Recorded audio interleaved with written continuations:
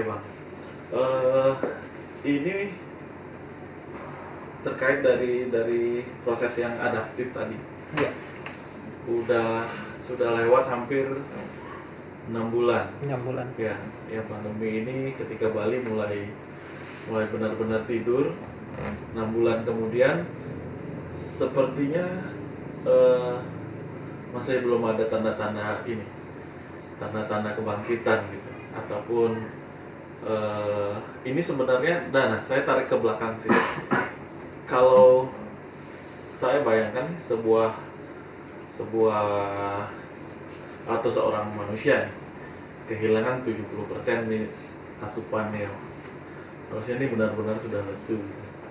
Nah, tapi menarik di sini masih bisa ngopi, masih bisa jalan seperti biasa kelihatannya orang-orang gitu, nggak sampai chaos.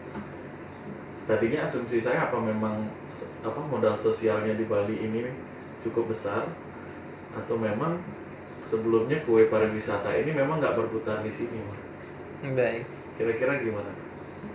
Kalau kita melihat Bali hari ini, sekali lagi dengan kacamata 75 tahun Indonesia berdaulat, dirgahayu untuk Republik Indonesia, yang tentunya juga Bali bagian dari Republik Indonesia ini, dan Bali sangat didrive oleh sektor industri pariwisata.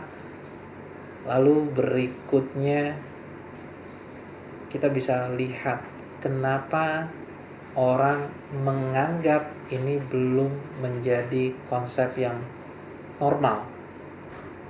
Kita sering dengar konsep new normal. Maksudnya apa? Untuk new normal, maka kita harus set indikatornya juga sesuatu yang baru. Nah, kalau indikatornya tidak diset dengan yang baru, maka belum new namanya. Ketika indikatornya adalah sama, jumlah orang yang menggunakan kamar, okupansinya berapa, lalu jumlah hotel yang ada di Bali berapa. Kalau itu kita balik sedikit saja, kita bilang kalau indikasinya kita arahkan kepada length of stay, spending dari mereka, lalu domestic market, ada nggak yang kurang? Nggak ada. Itu masih tumbuh dan berkembang. Nah, ketika orang-orang tidak mau mengadaptasi ini sebagai sesuatu kebiasaan yang baru, mereka masih berpikir, ayo kalau kayak gitu saya buka travel aja, karena nanti berikutnya saya akan jemput orang dari bandara. Jadi guidance-nya masih dari bandara untuk Bali, pola pikirnya. Padahal guidance-nya tidak dibangun dari bandara lagi, tapi misalnya dibangun dari tingkat keluhuran Balinya sendiri. Tidak mungkin pemerintah mau membuka Bali dan Banyuwangi sebagai benchmarking untuk sektor pariwisata di bulan Juni kemarin. Artinya apa? Kita bisa melihat sekarang. Contoh kemarin kami keluarga jalan-jalan di satu tempat di hotel, itu okupansinya hampir sampai 80%, dan di hari berikutnya itu 100% karena kami tidak bisa extend. Dan harganya pun bukan harga yang relatif murah. Artinya masih punya daya beli. Tapi daya beli ini harus didrive sedemikian rupa dalam bentuk-bentuk yang lain, bukan bentuk yang sama dengan kemarin. Kalau kemarin kita bisa bayangkan ketika ada orang asing datang, itu kita sangat mendewakan orang asing. Bahkan kita menganggap orang asing itu adalah sebagai sesuatu yang memberikan nilai tambah buat Bali. Walaupun sekarang orang asing tinggalnya itu kita boleh bilang adalah hotel-hotel city. Harganya murah, long of stay-nya juga tidak panjang, spending-nya juga tidak banyak gitu. Mungkin kita bisa lihat ya pergeseran tahun terdahulu ke sekarang, sebelum terjadi COVID-19 sebagai pandemi global.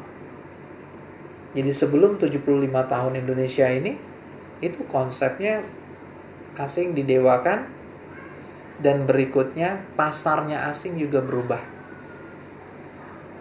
Yang sesungguhnya pendapatan kita itu tidak akan jauh lebih besar dari sebelumnya.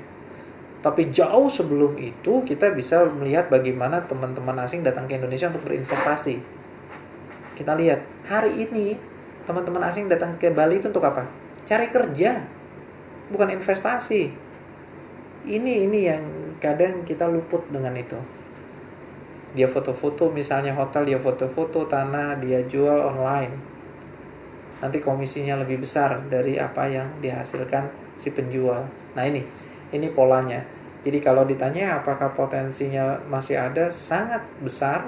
Lalu yang kedua, apakah gitu kita harus berbasis pada indikator yang lama, buat new indikator. Lalu berikutnya, kalau kita bicara pasar pariwisata, maka dipastikan domestik adalah orang-orang yang memang memiliki pundi-pundi untuk dikelola. Ini gambaran yang harusnya bisa menjadi pandangan baru bagi teman-teman di industri pariwisata. Wah, menarik Bang. Ini pertanyaan terakhir nih untuk Bang Rian. Kira-kira closing statement dari sesi ini, dan mungkin ada kaitannya juga dengan menyambut kemerdekaan besok. Jadi apa sih yang Bang Rian mau sampaikan? Oke, terima kasih. Jadi sekali lagi dalam menyikapi kita berdaulat di 75 tahun, maka satu hal yang kita sampaikan adalah Dirgahayu Indonesia, Republik Indonesia yang ke-75. Kami tim Satu Pintu Solusi Consulting tentunya sangat apresiasi dengan apa yang dikerjakan oleh pemerintah kita. Tapi tidak lupa tentunya doa yang luar biasa kepada founding fathers kita yang telah memberikan kita kesempatan 75 tahun untuk hidup dan berdaulat di NKRI ini. Lepas dari itu semua, sekali lagi kita melihat ini semua dibangun oleh anak-anak muda yang luar biasa. Maka sekali lagi kita pun harus tetap berbasis kepada anak-anak muda, generasi kita, dan tentunya diawali dengan pola pendidikan yang tepat dan benar. Hal lain yang menjadi turunannya, baik itu perihal tentang ekonomi, sosial, budaya, dan mungkin juga pertahanan dan keamanan, itu akan menjadi sangat masif ketika generasi-generasi muda kita itu terdidik. Maka untuk itu di Dirgahayu 75 tahun Republik Indonesia ini, harapan kami tidak lain tidak bukan kita sama-sama membangun anak-anak bangsa kita dengan satu indikator yang sama, memiliki akhlak yang luhur, memiliki budi pekerti yang luar biasa, sehingga mereka bukan menjadi musuh bagi bangsa kita.